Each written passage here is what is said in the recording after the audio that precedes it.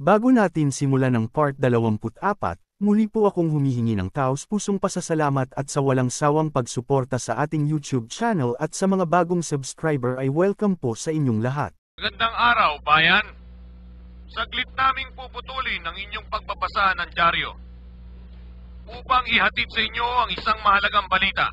Shoutout nga po pala kay Idol Rodmata at maraming salamat sa pag-send ng super thanks sa ating video at malaking tulong na po ito sa aking YouTube channel at sanay pagpalain pa po kayo ng Diyos na may kapal. At nang dahil sa pagsusuri ng ating bida may pagkakataon na siyang madaling talunin ang Soul Reaper pagkatapos ng mahabang pagsasaliksik, at sa wakas ay naintindihan na niya ang mga patakaran at mekanismo ng boss na ito. Ang nilalang na ito ay isang uri ng spirito na nakaporma para sa pag-aatake ng ibang mga bagay na kanyang sinasakupan. At tanging kapag may gumagamit ng mahika o gumagalaw pabalik at pasulong ay siguradong aatake ang boss ng buong lakas.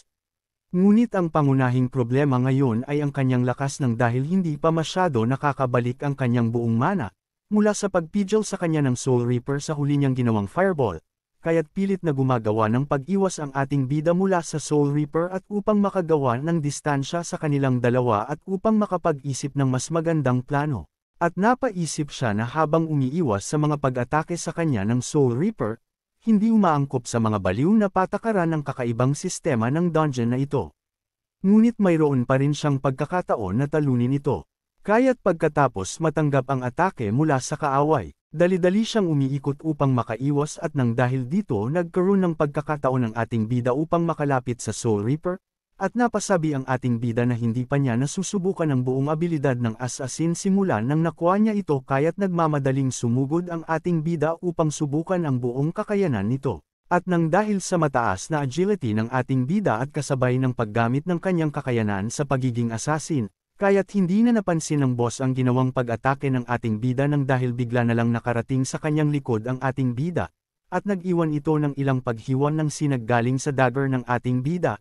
At napasabi ang ating bida na kung hindi ka tinatabla ng mahika tingin ko sa pamamagitan ng physical na pag-atake ang totoong kahinaan mo. Nakumpirma ang kanyang teorya na ang halimaw na umaatake sa kanya ay ma-immobilize sa pamamagitan ng physical na pag-atake. Ang halimaw ay hindi na makakagawa ng anumang bagay nang dahil sa sandaling iyon ito ay binabalot na ng kanyang mga apoy sa buong katawan niya, na ang ibig sabihin ay nagtagumpay ang ating bida na tuklasin ang totoong kahinaan niya. At nakita nating ang halimaw ay na-evaporate mula sa pagkasunog ng kanyang buong katawan, at siya ay nanatiling nakatayo sa lupa na nagmamasid sa pagwawala ng halimaw, na habang napapaisip kung natapos na ba niya ang pagsubok na ito.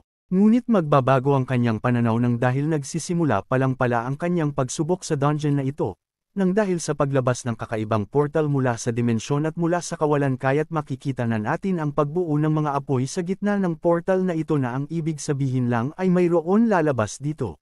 At simula sa dimensyon makikita na natin ang paglabas ng isang kakaibang anyo ng Soul Reaper, kaya't makikita na natin ang malaking pagbabago sa Soul Reaper nang dahil hindi ito mahahalin tulad sa dati niyang anyo.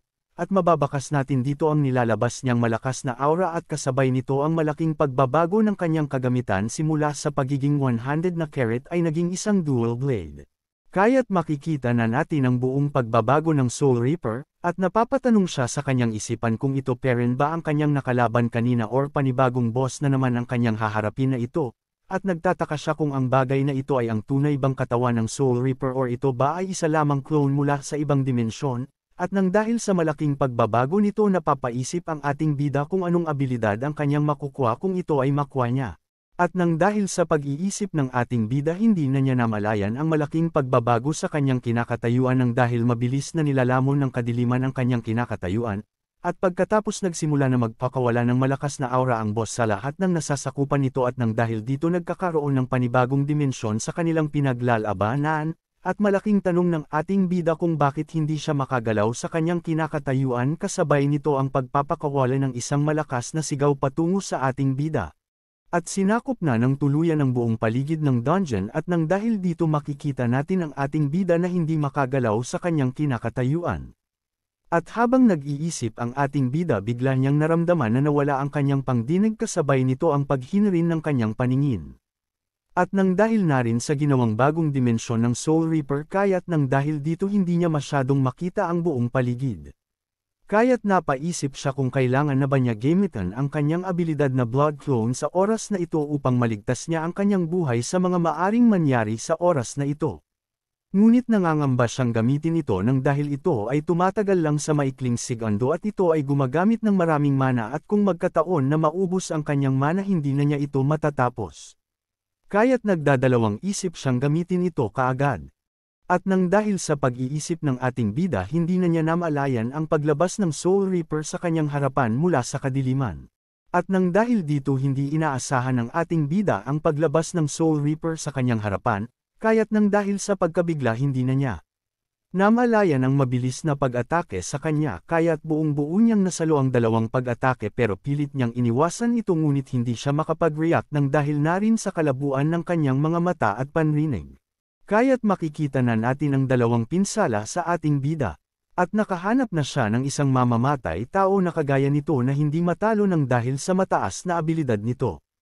Kaya't napaisip siya na maaari pa rin niyang matalo ang Soul Reaper na ito at nakakasiguro siya na mayroon din itong kahinaan.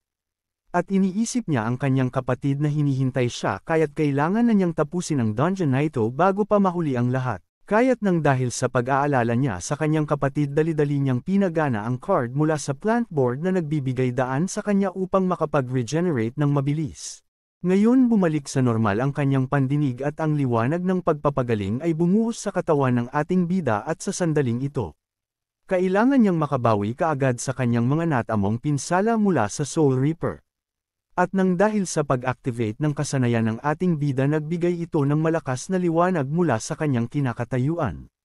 At nang dahil dito nabigla ang Soul Reaper sa kanyang mga nakikita mula sa ating bida. Kaya't nang dahil sa ginawa ng ating bida natakot ang Soul Reaper mula sa liwanag na nanggagaling sa katawan ng ating bida. Kaya't napaisip ang ating bida na ang unang nakalaban niya ay naging kahinaan ay ang physical. At ang pangalawa naman itong anyo ay takot sa liwanag. At nang dahil sa kanyang nalaman mula sa Soul Reaper, kaya't nakakasiguro siya na natuklasan na niya marahil ang kahinaan ng boss na ito at ayon ang liwanag.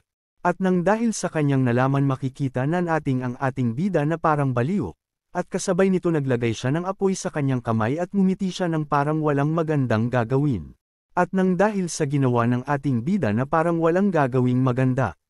Kasabay nito napilitan ngumiti ang Soul Reaper, at sinabing kung ang mga ganyan ay walang silbi sa akin nang dahil hindi naman talaga ako takot sa liwanag, na habang nanginginig sa takot sa ating bida. At nang dahil sa narinig ng ating bida mula sa Soul Reaper, kaya't patuloy na pinalaki ng ating bida ang apoy sa kanyang kamay. Ngunit pagkatapos ay pinapalawak niya ang mga apoy mula sa kanyang kamay sa buong katawan niya at ang apoy ay lumalakas pa, at pilit na tinitiis ng ating bida ang lahat ng ito. Kaya't makikita na natin na sinakop na ng apoy ang buo niyang katawan na habang tinitiis niya ang lahat ng ito para sa kanyang kapatid. Na habang makikita natin ang Soul Reaper na nakatingin sa ating bida at napapasabi na mayroon baliw na nakawala sa mental. At upang hindi pa rin malaman ng ating bida ang kanyang kahinaan hindi siya nagpapakita ng labis na pagkatakot sa kanya bagkus pumorma siya ng isang fighting style upang makita ng ating bida. Na hindi siya natatakot sa liwanag. Kailangan niyang tiisin ang lahat ng ito dahil sa wakas ay nagiging kawili-wili. Ang mga bagay at hindi siya pwedeng mawalan ng pagkakataong ito. Pero ang apoy ay nasusunog sa kanya ng labis.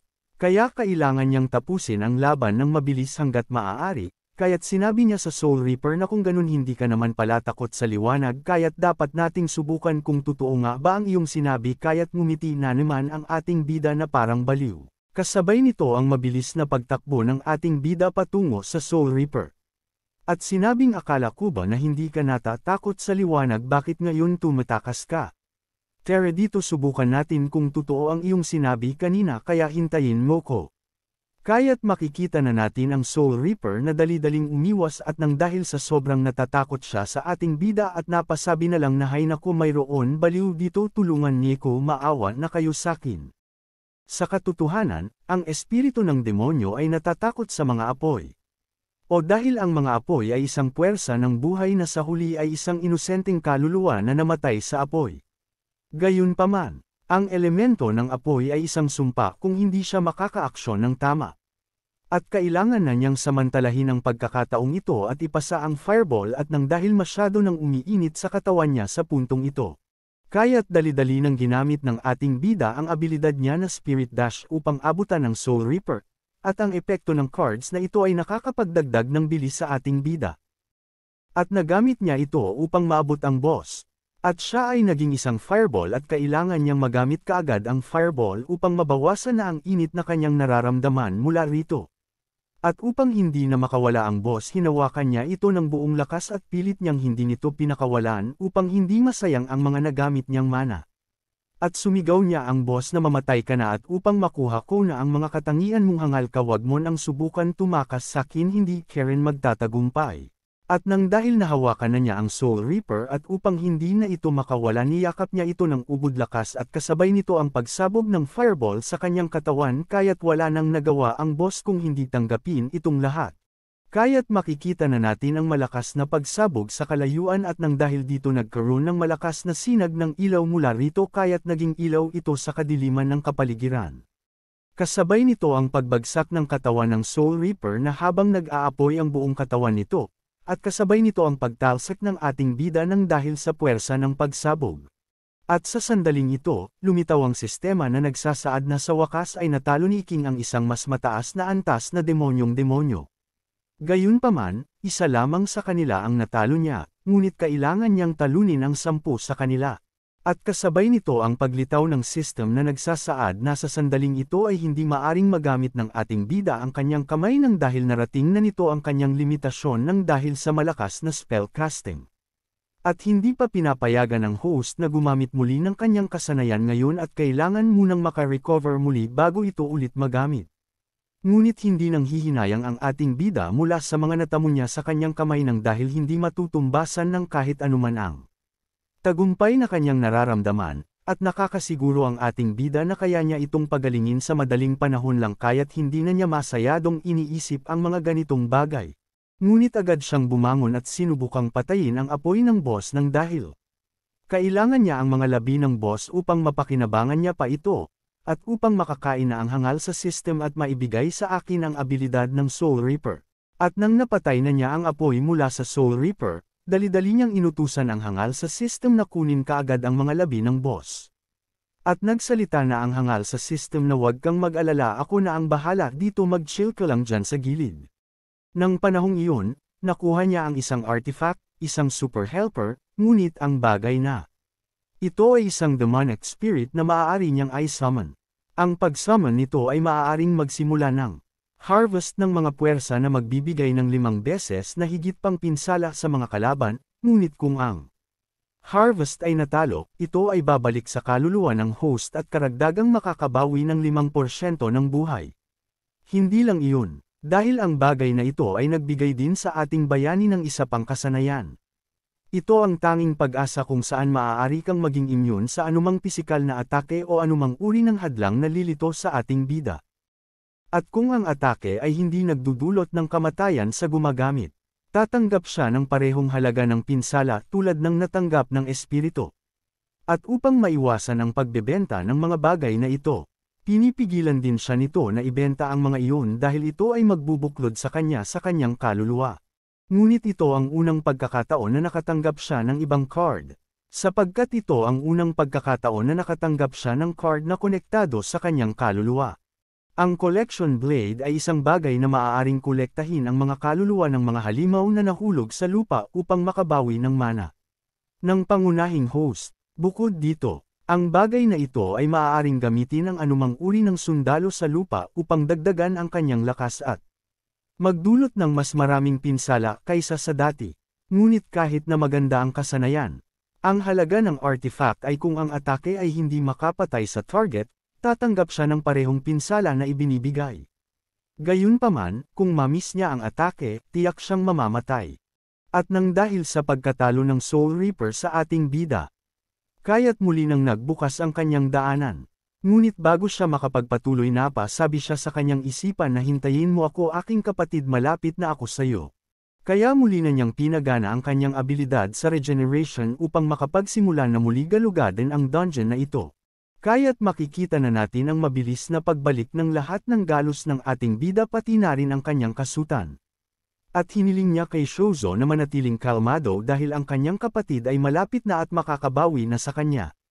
Kaya't ang ating bida ay higit na handa na magpatuloy muli sa direksyon kung saan posibleng makita niya ang kanyang kapatid na habang napapaisip kung nasa magandang lagay pa ba ang kanyang kapatid. Napansin namin ang medyo ibang eksena. Nakita namin na ang ibang tao ay nahuli rin ng mga boss na biglang lumitaw sa ospital.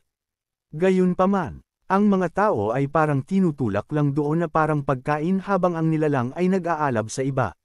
Nakita namin ang isang teddy bear sa likuran.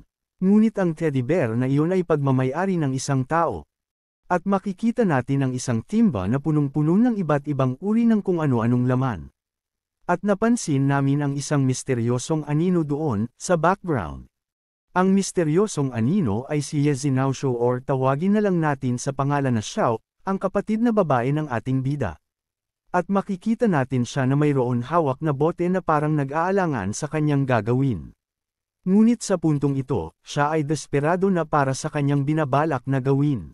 Iniisip niya ang isang magandang estratehiya, upang makuha ang atensyon ng halimaw kaya't dali-dali niyang inihagi sa kalayuan ang hawak-hawak niyang bote upang marinig ito ng halimaw at nang dahil sa pagkabasag nito nagkaroon ito ng malakas na tunog.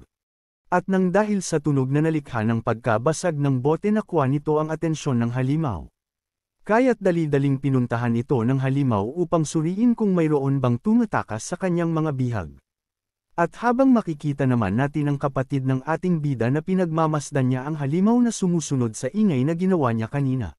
At nang dahil nakalayo na ang halimaw kaya pilit niyang binubuhat ang kanyang katawan gamit ang kanyang dalawang kamay upang makaalis sa kanyang tinatagwan, at nang dahil gusto niyang makuha ang kanyang teddy bear sa kalayuan.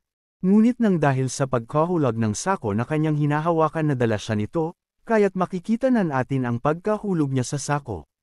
At nang dahil sa hindi inaasahan ito ni Xiao hindi siya nakapaghanda at bumagsak sa lapag. At nang dahil sa pagkahulag niya hinawakan niya ang kanyang ulo nang dahil sa sobrang sakit ng kanyang pagkabagsak sa lapag. At nang dahil hindi siya dapat magtagal sa kanyang plano hinanap niya kaagad ang kanyang teddy bear kung nasasaan na ito. At nakita naman niya ang kanyang hinahanap sa kalayuan at nang dahil doon inisip niya kung magagawa ba niyang makuha ito nang dahil medyo malayo sa kanya at kukulangan siya sa oras. At nang dahil sa kagustuhan niyang makuha ang kanyang teddy bear pilit niyang ginapang ito kahit sobra na siyang nahihirapan gumapang, at makikita natin ang panginginig ng buo niyang katawan nang dahil sa ginagawa niya. Dahil nais niyang makuha ang kanyang maliit na kapatid at pahabol pa niya dito na wala nang mangbubuli sa kanyang maliit na kapatid. Kaya't pilit niyang inaabot ang kanyang teddy bear sa kalayuan. Ngunit hindi pa naabot ni Xiao ang kanyang teddy bear mayroon ng umapak rito at makikita na natin ang malaking paa mula sa halimaw.